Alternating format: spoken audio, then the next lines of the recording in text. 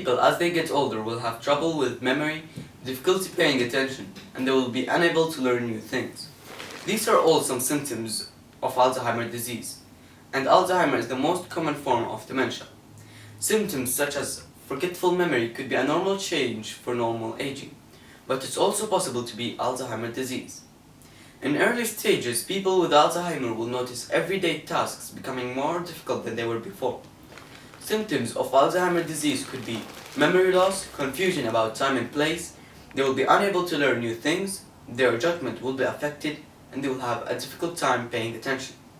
But how does Alzheimer work?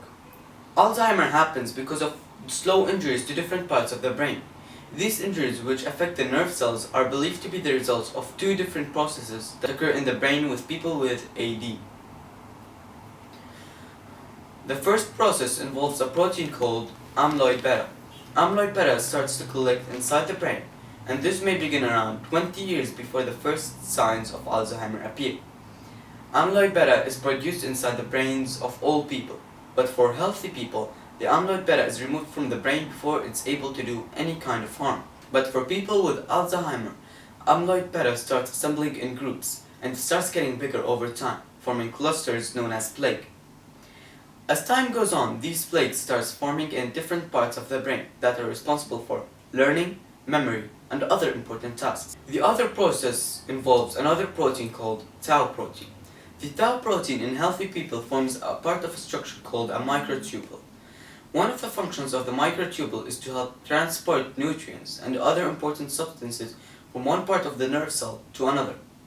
However, for people with Alzheimer disease, the tau protein gets formed as tangles in the nerve cells.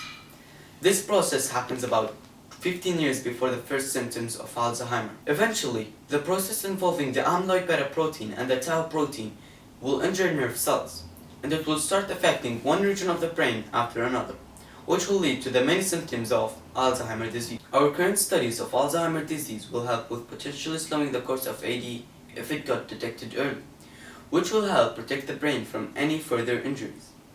Some of these tests which help doctors diagnose AD in its early stages including lab tests and written tests. For a doctor to confirm whether a patient has AD, the doctor will order an imaging study known as PET-CT, which can spot plaques inside the brain. Alzheimer is mostly common in people above the age of 65, but in rare occasions, it could affect people in ages above 30. But that's it for this video, and thank you for watching.